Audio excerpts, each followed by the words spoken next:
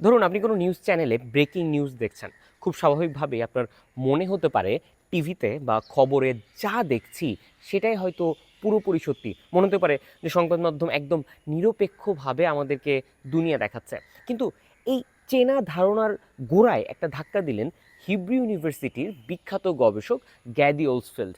তিনি এই বিষয়টা নিয়ে গবেষণা করে দেখালেন যে মিডিয়া আসলে কোনো নিরপেক্ষ আয়নার মতো নয়, বরং এটি একটি অদৃশ্য মনস্তাত্ত্বিক যুদ্ধক্ষেত্র। গ্যাদি মূলত গবেষণা করেছিলেন আনইকুয়াল পলিটিক্যাল কনফ্লিক্ট নিয়ে। এটি এমন এক লড়াই যেখানে একদিকে থাকে প্রচণ্ড ক্ষমতাশালী সরকার, রাষ্ট্র বা সেনাবাহিনী অর্থাৎ অথরিটি, আর অন্যদিকে থাকে অপেক্ষাকৃত অনেক দুর্বল কোনো চ্যালেঞ্জার। এই চ্যালেঞ্জার যে শুধু রাস্তাঘাটে নেমে সাধারণ জনতা হবে তা কিন্তু নয়। স্বাধীন কুর্দিস্তানের দাবিতে লড়াই করা পিকেকে, মুজাহিদিন, ওয়াইপিজি কিংবা আল কায়েদা বা আইএসআইএসের মতো এরকম সন্ত্রাসী সংগঠনগুলোও কিন্তু এই চ্যালেঞ্জার বা দুর্বল পক্ষের ক্যাটাগরিতে পড়ে। গ্যাদি তার পলিটিক্যাল কন্টেস্ট মডেলে খুব সহজ একটি কথা বলেছেন। আমরা মানুষ যতটা ভাবি যে মিডিয়া বুঝি রাজনীতিকে নিয়ন্ত্রণ করে, বিষয়টা আসলে কিন্তু তার ঠিক উল্টো। কারণ মূলত এই রাজনীতি বা ক্ষমতাসীনরাই মিডিয়াকে নিয়ন্ত্রণ করে। একটি দেশে মিডিয়া কতটুকু সত্যি বা স্বাধীনভাবে খবর দেখাতে পারবে তা পুরোপুরি নির্ভর করে ওই ক্ষমতাসীন সরকারের পুরো পরিস্থিতি বা ইনফরমেশন এনভায়রনমেন্ট তাদের কতটা নিজেদের কাছে আছে তার উপরে। এখন আপনার মনে প্রশ্ন আসতে পারে, এই রাষ্ট্র আর চ্যালেঞ্জারদের লড়াইয়ে মিডিয়া কেন জড়ায়? এর উত্তর হলো, মিডিয়া এবং এই আন্দোলনকারী বা সন্ত্রাসী গোষ্ঠীগুলোর মধ্যে এক অদ্ভুত সিম্বায়োটিক রিলেশন বা একে অপরের দ্বারা লাভবান হওয়ার একটা হিসাব নিকাশ থাকে। চলুন বিষয়টা আরেকটু ভেঙে বোঝা যাক। প্রথমত, দুর্বল গোষ্ঠীর কেন মিডিয়া দরকার? দার্শনিক ফ্রান্স ফ্যানন এবং ব্যাটেল অফ আর্জিয়ার্সে, যেটা 1957 থেকে 1966, এই সিনেমার গেরিলা যুদ্ধের উদাহরণ দিয়ে বলা যায় যে যারা দুর্বল বা যারা সন্ত্রাসী তারা ইচ্ছা করে এমন কোনো দৃশ্যমান বা ভিজিবল টার্গেট বা বড় জায়গায় হামলা করে যা সবার চোখে পড়বে। কারণ মিডিয়া ছাড়া তাদের কথা বিশ্ববাসী জানতে পারবে না। মিডিয়া কভার করলেই সাধারণ মানুষের মনে ভয় তৈরি হবে, তাদের প্রোপাগান্ডা ছড়াবে, তারা নতুন সদস্য সংগ্রহ করতে পারবে এবং সবচেয়ে বড় কথা, বাইরের কোনো আন্তর্জাতিক তৃতীয় পক্ষকে এই লড়াইয়ে টেনে এনে তারা এক শক্তিশালী অবস্থান তৈরি করতে পারবে। অন্যদিকে মিডিয়ার কেন এই সন্ত্রাসী বা আন্দোলনকারীদের দরকার? কারণ মিডিয়া চলে উত্তেজনার উপর। আমাদের বাংলাদেশে ধরেন প্রায় 40টার মতো কিন্তু প্রাইভেট টিভি চ্যানেল আছে। এদের টিকে থাকতে হলে ভিউয়ারশিপ আর খবরের একটা তীব্র প্রতিযোগিতা কিন্তু করতে হয়। তাই তারা সব সময় চাঞ্চল্যকর খবরের খোঁজে থাকে। আর এই বিষয়টা গ্যাদি সুন্দরভাবে বুঝিয়েছেন। তিনি বলেছেন, মিডিয়াতে খবর হওয়ার দুটো দরজা আছে।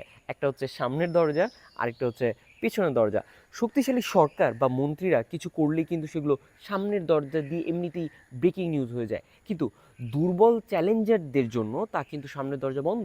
তাই মিডিয়ার নজর কাটতে হলে তাদের পেছনের দরজা ব্যবহার করতে হয়। আর এই পেছনের দরজা দিয়ে ঢুকতে হলে তাদের রাস্তায় নেমে ভাঙচুর বা গেরিলা হামলার মতো চরম বিশৃঙ্খলা ঘটনা ঘটাতে হয়, যা কিন্তু মিডিয়া বাধ্য হয়ে কভার করে।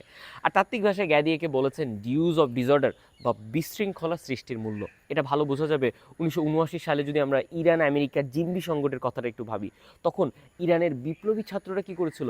আমেরিকার মতো পরাশক্তির নজর কাটতে এবং রাজনৈতিক দাবি বিশ্বকে জানাতে তেহরানের যে মার্কিন দূতাবাস সেটা দখল করে নেয়। এবং এটি ছিল এক চরম নাটকীয় দৃশ্য, বা এটাকে দৃশ্যমান টার্গেটও বলা যায়। কারণ টানা 444 ধরে কিন্তু পুরো বিশ্ববাসীর এই যে সংবাদ মাধ্যম এই মনোযোগ ধরে রেখেছিল যে কিভাবে তাদের ডিপ্লোম্যাটদেরকে সেখানে বন্দি করে রাখে। আর এই যে সংবাদ মাধ্যমের মনোযোগ কাড়ার লড়াই, এটি মূলত দুটি মাঠে খেলা হয়। একটি হচ্ছে কাঠামোগত লড়াই বা যেটাকে আমরা বলবো স্ট্রাকচারাল ডাইমেনশন, অন্যটি হচ্ছে সাংস্কৃতিক লড়াই বা যেটাকে বলা যায় কালচারাল ডাইমেনশন।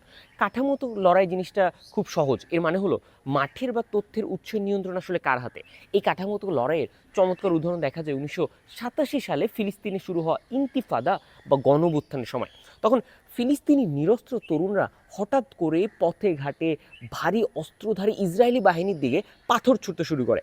ইসরায়েল তখন এই খোলা মাঠে চারদিকে যে ছড়িয়ে পড়া আন্দোলন তা কিন্তু কোনোভাবেই আটকাতে পারেনি। তারা একরকম দিশেহারা হয়ে পড়ে। শুধু ঘটনার পিছনে ছুটছিল। আর ইসরায়েল চাইলেও সাংবাদিকদের নির্দিষ্ট কোনো সীমানায় জোর করে আটকে রাখতে পারেনি, কারণ ভৌগোলিকভাবে এলাকাটি এমন ছিল যে সাংবাদিকরা খুব সহজেই পূর্ব জেরুজালেম থেকে একটা ট্যাক্সি ভাড়া করে তারা কিন্তু সোজা পশ্চিম তীরে অর্থাৎ ওয়েস্ট ব্যাংকে ঢুকে যেতেন, এবং কয়েক ঘন্টার মধ্যেই কিন্তু তারা এই খবর সংগ্রহ করে আবার ফিরে আসতে পারতেন। এবং এর ফলে কিন্তু ইসরায়েলি সেনাবাহিনী এই সংঘাতের তথ্য পরিবেশের নিয়ন্ত্রণ পুরোপুরি হারিয়ে ফেলে, এবং আন্তর্জাতিক মিডিয়া সেখানে স্বাধীন ভূমিকা পালন করে ফিলিস্তিনিদের উপর যে অবিচারের দৃশ্য সেটা কিন্তু সারা বিশ্বকে দেখাতে সক্ষম হয়। কিন্তু এর ঠিক উল্টো এবং রূঢ় চিত্রটা দেখা যায় 1991 সালের আমেরিকার উপসাগরীয় যুদ্ধ বা গালফোরের সময়। সেখানে আমেরিকার হাতে ক্ষমতা এতই বেশি ছিল যে তারা পুরো যুদ্ধক্ষেত্র নিজেদের নিয়ন্ত্রণে নেয়। সাংবাদিকদের নির্দিষ্ট ক্যাম্পে আটকে রেখেছিল, সামরিক বাহিনীর পাহারায় ছাড়া সাংবাদিকদের কিন্তু স্বাধীনভাবে মরুভূমিতে ঘুরে বেড়ানোটাই কিন্তু একটা ডিফিকাল্ট একটা বিষয় ছিল। আর সাংবাদিকরা নিজে বের হয়ে যে যুদ্ধের আসল ভয়াবহতা সেটা কিন্তু দেখতে পারতেন না। আমেরিকার মিলিটারিরা প্রেস ব্রিফিংয়ে যা জানাতো বা যে ভিডিও ক্লিপ দিত, সাংবাদিকরা শুধু সেটাই কিন্তু প্রচার করতে বাধ্য হতেন। অর্থাৎ এখানে এই যে মাঠের নিয়ন্ত্রণ এই পুরোপুরিটা কিন্তু আমেরিকার হাতে থাকায় মিডিয়া সেখানে আক্ষরিক অর্থেই বন্দি বা একরকম ক্যাপটিভ হয়ে পড়েছিল। অন্যদিকে কালচারাল ডাইমেনশন হলো শব্দের মারপ্যাচ, যেখানে ক্ষমতাশালীরা নিজেদের মতো করে ফ্রেম তৈরি করে ঠিক করে দেয় কে সন্ত্রাসী আর কে হিরো। অর্থাৎ বলা যায় big brother decide who is a terrorist. উদাহরণস্বরূপ 1971 সালের 13ই সেপ্টেম্বর তৎকালীন পাকিস্তান সরকার একটি প্রেস অ্যাডভাইস দিয়ে মিডিয়াকে কড়া নির্দেশ দিয়েছিল যে খবরে মুক্তিযোদ্ধা বা বাংলাদেশ বলা যাবে না, বলতে হবে সন্ত্রাসী এবং পূর্ব পাকিস্তান। একইভাবে এরশাদের আমলে আমরা যদি দেখি যে মিডিয়াতে কিন্তু হরতাল শব্দটি নিষিদ্ধ করে প্রতিরোধ বলানো হতো যাতে মানুষের মনে এর প্রভাব কম পড়ে। এমনকি বাংলাদেশে যে বিডিআর বিদ্রোহের শুরুতে একটা পত্রিকা ছিল দ্য অবজারভার, একে কিন্তু নিছক অধস্তনদের বিদ্রোহ বা সাবঅর্ডিনেট আপরাইজিং বলেছিল। পরে কিন্তু পরিস্থিতির ভয়াবহতা দেখে একে কিন্তু মিউটিনিটি বলতে বাধ্য হয়। অর্থাৎ ঘটনাকে কে কিভাবে কোন শব্দে মানুষের সামনে তুলে ধরবে সেটাই মূলত কালচারাল ডাইমেনশন বা সাংস্কৃতিক লড়াইয়ের মূল বিষয়। আর একদম শেষে এসে গ্যাদি ওলসফেল্ড তার 5 নম্বর যুক্তিতে একটি দারুণ আশার কথা শুনিয়েছেন। তিনি বলেছেন যে যদিও এই আনইকুয়াল পলিটিক্যাল কনফ্লিক্টে ক্ষমতাশালীদের হাতে একরকম পাহাড় সমান সুবিধা থাকে, তারপরও দুর্বলরা চাইলেই কিন্তু নিজেদের বুদ্ধি ও অভিনব কায়দায় এই বাধাকে টপকে মিডিয়াকে নিজেদের রাজনৈতিক প্রভাব বিস্তারের সবচেয়ে বড় হাতিয়ার বানাতে পারে। বর্তমান যুগে এসে গ্যাদির এই তত্ত্ব যেন আরও বেশি সত্য হয়ে উঠেছে, কারণ এখানে একটা বিষয় খেয়াল করুন, এখন কিন্তু মূলধারার টিভি বা পত্রিকার উপর আমাদের নির্ভর করতে হয় না। আমাদের হাতে কিন্তু চলে এসেছে নিউ মিডিয়া বা যেটাকে আমরা বলছি সোশ্যাল মিডিয়া। যখন লেবাননের মূলধারার মিডিয়া হিজবুল্লাহর কোনো খবরই প্রচার করতো না, তখন কিন্তু হিজবুল্লাহ এই অনলাইনের মাধ্যমে বিশ্বকে নিজেদের অস্তিত্ব জানান দিত। একইভাবে একটি দেশে যখন সরকার সব টিভি চ্যানেল বন্ধ করে দেয় বা নিয়ন্ত্রণ করে, তখন সোশ্যাল মিডিয়া একটি বিশাল অ্যাম্প্লিফিকেশন লুপ বা প্রচারণার অপ্রতিরোধ্য ঝড় তৈরি করে। এর সবচেয়ে বড় এবং চাক্ষুষ উদাহরণ কিন্তু আমরা আমাদের বাংলাদেশের যে রিসেন্ট এই জুলাই রেভলিউশন সেটাতে কিন্তু আমরা দেখতে পাই। আর আরেকটা বিষয় পরিষ্কার যে রাষ্ট্র যখন তথ্যের একরকম দেয়াল তৈরি করে ফেলে, তখন কিন্তু সাধারণ মানুষ যে নিজেদের হাতের যে মোবাইল ফোন এগুলোকেই কিন্তু হাতিয়ার বানিয়ে ফেলে এবং একদম সব কিছু ভেঙে ফেলে একদম খবরের সামনে সারিতে চলে আসে।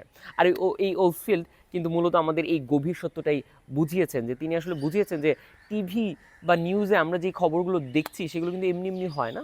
এগুলো আসলে একটা বেশ কিছু বিষয় এখানে জড়িত থাকে, কিভাবে ক্ষমতাসীনদের এখানে প্রভাব থাকে, কিভাবে যারা দুর্বল চ্যালেঞ্জার তাদের কিভাবে এখানে ভূমিকা থাকতে পারে সেই বিষয়গুলো।